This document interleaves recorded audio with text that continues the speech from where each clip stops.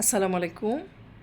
যদিও আজকে আমি একটা অনুষ্ঠান থেকে আসছি, তো এসেই মানে ওখানে আমার আসলে নেট ছিল না, আমি বাইরে নেট ইউজ করি না।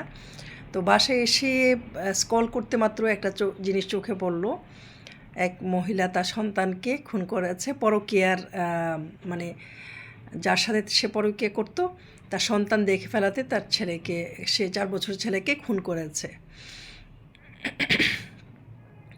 খুবই দুঃখজনক, হ্যাঁ? মানে আমাদের সমাজটা এখন না পরকীয়ায় একদম আসক্ত হয়ে গেছে, হ্যাঁ? মানে পরকীয়া আমি জানি না, গড নোজ। আমার এখনও মানে নিজেকে প্রশ্ন করি যে মানুষ পরকীয়াতে এত কেন জড়ায়? হোক সেটা ছেলে, নারী অথবা পুরুষ। মানে কী সুখ খুঁজে পায় তাদের মধ্যে? মানে পরকীয়াতে কেন তাকে যেতে হবে? দেখা যায় অনেক ভালো আছে একটা মেয়ে তার স্বামী সন্তানদেরকে নিয়ে, তারপরেও সে পরকীয়াতে জড়ায় যায়। অথবা একটা ছেলে তার স্ত্রী সন্তান নিয়ে বেশ ভালো আছে, তারপরেও পরকীয়াতে জড়ায় যায়। তো পরকীয়া তো আসলে এটা আপনার জন্য, একটা পুরুষের জন্য বলেন, একটা নারীর জন্য বলেন, একটা সন্তানের জন্য বলেন, একটা সংসারের জন্য বলেন, একটা সমাজের জন্য বলেন, হ্যাঁ, ভালো কিছু বয়ে আনে না। আপনারা হয়তো মনে করেন যে ওই নারীকে বিয়ে করলে আমি হয়তো সুখী হব, বা ছেলেটাকে বিয়ে করলে আমি হয়তো সুখী হব, ওর কাছে আমি সুখী ছিলাম না। এটা আপনার একদম মানে ভুল একটা ধারণা।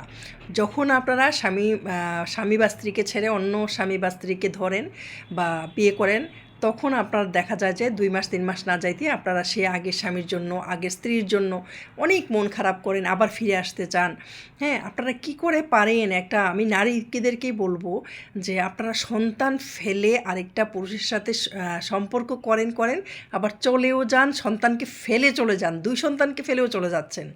হ্যাঁ, কি প্রেম আপনাদের মধ্যে? কিসের প্রেম এগুলো? এগুলো তো প্রেম না। আমরা তো নারী জাতি, তাই না? আমাদের তো সন্তানের জন্য ভালোবাসার জায়গাটুকু থাকা দরকার।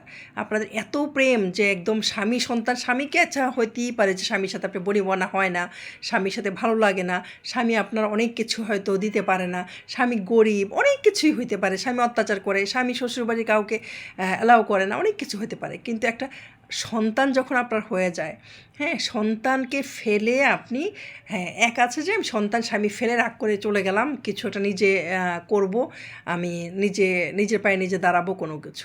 আপনারা তো সেটা করছেন না। আপনারা নিজ সন্তানকে খুন করে ফেলতেছেন, তারপরে আরেক পুরুষের হাত ধরে চলে যাচ্ছেন। কি সুখের আশায় যান আমি জানি না। মানে এটা আমার কাছে, আমি আগেও বলেছি কয়েকবার, আজকেও বলছি, এটা নিতান্তই হচ্ছে বোকামি, আর কিচ্ছু না। হ্যাঁ, জাস্ট বুঝে না।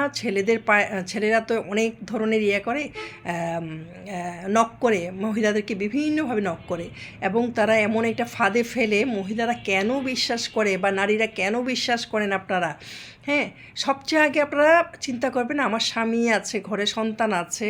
হ্যাঁ, এখন যদি আপনি সুখী না হন, স্বামীকে ডিভোর্স দিয়ে চলে যান, তাও তো সন্তানগুলি আপনার কাছে থাকবে, যদি সন্তানকে আপনি ভালোবাসেন।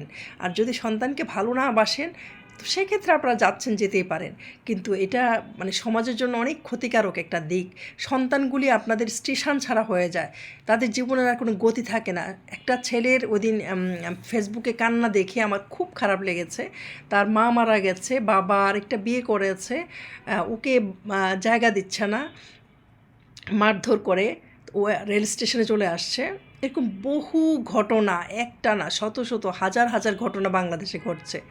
হ্যাঁ, তো মা মারা যাওয়ার পর একটা ছেলে বা মেয়ে কতটা এতিম হয়ে যায়, কতটা কষ্টে থাকে, সেটার চেয়েও আরও কত ভয়ানক আপনারা, যে আপনাদের সন্তানদেরকে ফেলে আপনারা পরকীয়ায় চলে যান, আরেকটা পুরুষের হাত ধরে চলে যান, অথবা আপনার স্ত্রীকে সন্তানদেরকে রেখে আরেকটা মেয়ের হাত ধরে চলে যান। আমি একদম মানে এই জিনিসটা আমি কোনোভাবেই মেনে নিতে পারি না। হ্যাঁ, আপনাদের প্রতি আমার না মানে শ্রদ্ধা নাই, আপনাদের প্রতি আমার মানে অ্যাজ এ মানুষ, অ্যাজ এ হিউম্যান বিইং, আপনাদের প্রতি আমার কোনো দিন, মানে আমার চোখের সামনে আপনারা কোনো বিপদে পড়লেও মনে হয় আমি আগায় আসবো না। হ্যাঁ, এটা করবেন না। হ্যাঁ, একটু ভেবে চিন্তে বুঝে, মানে কী চাচ্ছেন, কী পাবেন, ক্যালকুলেশন করবেন। হ্যাঁ, ক্যালকুলেশন করে জীবন, ছোট্ট একটা জীবন, সন্তানের জন্য মানুষ যুগ যুগ অপেক্ষা করে একটা সন্তানের জন্য, আর এই সন্তান ফেলে আপনারা চলে যান, কিভাবে পারেন?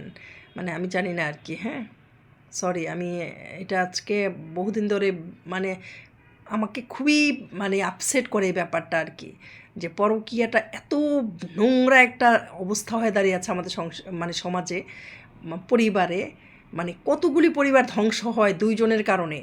মানে পরকীয়া করে একটা নারী একটা পুরুষ, আর এর কারণে ধ্বংস হয় ছেলে মেয়ে, ধ্বংস হয় বাবা মা, ধ্বংস হয় পরিবার, ধ্বংস হয় সমাজ। সরি, হ্যাঁ, আপনারা এগুলির থেকে বেরিয়ে আসেন প্লিজ। ধন্যবাদ। আসসালামু আলাইকুম।